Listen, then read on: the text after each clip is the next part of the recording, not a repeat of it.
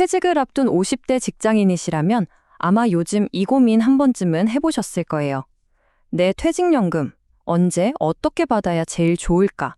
바로 이 질문이죠. 오늘 은퇴를 앞둔 여러분이 꼭 내려야 할 중요한 결정들을 하나하나 같이 짚어보겠습니다. 자, 이 숫자 한번 보시죠. 53만. 이게 뭘까요? 이게 바로 2023년을 기준으로 퇴직연금을 받을 수 있는 자격을 갖춘 계좌의 수입니다.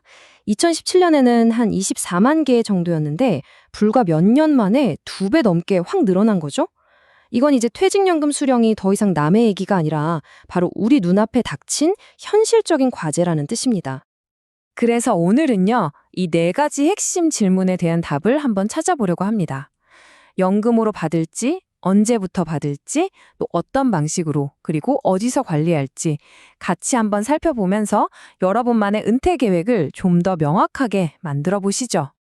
자, 그럼 첫 번째 선택의 갈림길입니다. 여러분이 평생 모은 소중한 퇴직금, 이걸 연금으로 꾸준히 받으시겠어요?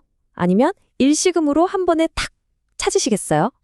데이터를 보니까요, 50대 직장인의 절반이 살짝 넘는 50.2%가 연금으로 받겠다고 계획하고 있었어요. 역시 많은 분들이 안정적으로 매달 현금이 들어오는 걸 선호한다는 걸 알 수 있는 대목이죠. 그런데 이 부분이 정말 흥미롭습니다. 연금이냐 일시금이냐 이 선택이 개인의 재정 상태랑 아주 끈끈하게 연결되어 있다는 건데요.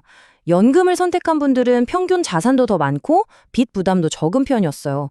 반면에 일시금을 택한 분들은 상대적으로 자산이 좀 적고 부채 의존도가 무려 41%나 됐습니다. 결국 내 주머니 사정이 이 중요한 선택에 정말 큰 영향을 미친다는 거죠. 그리고 또 하나의 결정적인 차이가 있었습니다. 바로 세금에 대해 얼마나 아느냐 하는 거였어요. 퇴직금을 연금으로 받으면 퇴직소득세를 30%에서 40%까지 아낄 수 있거든요. 근데 이 사실을 아는 비율이 연금 선택자 그룹에서는 70%나 됐지만 일시금 선택자 그룹에서는 40%에 그쳤습니다. 역시 아는 게 힘이라는 말이 여기서도 딱 들어맞네요. 좋습니다. 그럼 연금으로 받기로 마음 먹었다고 쳐보죠. 그럼 다음 질문은 언제부터 받을까입니다. 이 타이밍, 이것도 정말 중요한 문제거든요. 보니까 대부분의 사람들은 가능한 한 연금을 늦게 받고 싶어 했어요. 절반 이상이 더 이상 일해서 돈 벌기 어려울 때 받겠다고 했죠. 법적으로 받을 수 있는 나이인 만 55세에 바로 받겠다는 분은 15%도 안 됐습니다. 다들 연금을 진짜 최후의 보루로 생각하고 있다는 거죠.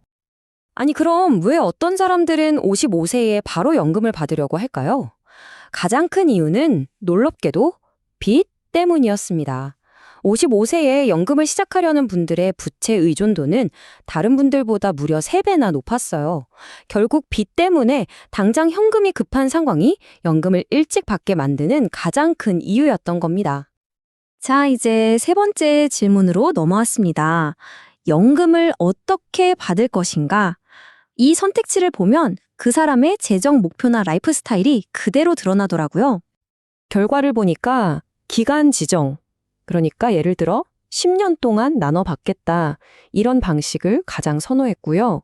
그 다음이 매달 받을 액수를 딱 정하는 금액 지정이었습니다. 생각보다 선택지가 꽤 다양하죠? 여러분은 어떤 방식이 제일 마음에 드시나요? 이 방식들 뒤에 숨은 동기를 보면 더 재밌습니다. 자산이 가장 많은 분들은 필요할 때만 자유롭게 빼서 쓰는 수시인출을 선호했고요. 반대로 빚이 좀 있는 분들은 세법상 최대로 받을 수 있는 연금 수령 한도 방식을 통해 절세와 빚 갚기를 동시에 노렸죠. 그리고 대다수의 분들은 기간 지정이나 종신연금으로 안정적인 월급 같은 현금 흐름을 원했습니다. 여러분의 목표는 이 중에 어디에 가장 가까우신가요? 자, 이제 마지막 질문입니다. 연금을 받기 시작했다고 해서 관리가 끝나는 게 절대 아니죠. 어쩌면 그때부터가 진짜 시작일 수 있습니다. 어디서 내 연금을 계속 관리하고 굴릴 것인가 하는 문제입니다. 이거 정말 놀라운 결과인데요. 50대 직장인 3명 중 2명, 그러니까 65.6%가 더 나은 수익률이나 서비스를 준다면 지금 거래하는 금융사 말고 다른 곳으로 연금 계좌를 옮길 생각이 있다고 답했습니다. 이제는 주거래라는 의리보다는 실리를 더 중요하게 생각하는 거죠. 그리고 계좌를 옮기려는 분들은 투자에도 훨씬 적극적이었습니다. 이분들의 58.4%가 연금을 받는 동안에도 원금 보장 상품에만 묻어두는 게 아니라 펀드처럼 투자 성과에 따라 수익이 달라지는 상품에도 돈을 굴리겠다고 답했어요. 은퇴 후에도 내 자산에 계속해서 불려나가겠다는 의지가 보이는 부분이죠. 자, 지금까지 4가지 핵심 질문을 쭉 살펴봤습니다.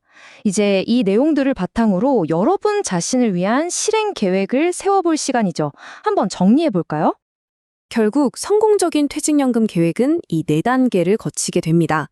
첫째, 내 재정 상태, 특히 빚이 얼마나 있는지 솔직하게 들여다보세요. 둘째, 세금 혜택을 꼭 공부하셔야 합니다. 이게 노후 자산을 지키는 핵심 열쇠거든요. 셋째, 내가 진짜 원하는 게 뭔지, 안정성인지 유연성인지 목표를 명확히 하고요. 마지막으로 그 목표를 이루기 위해 더 좋은 조건을 찾아 적극적으로 움직이는 걸 두려워하지 마세요.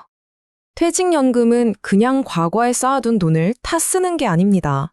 앞으로 살아갈 수십 년의 미래를 설계하는 이야기의 첫 문장 같은 거죠.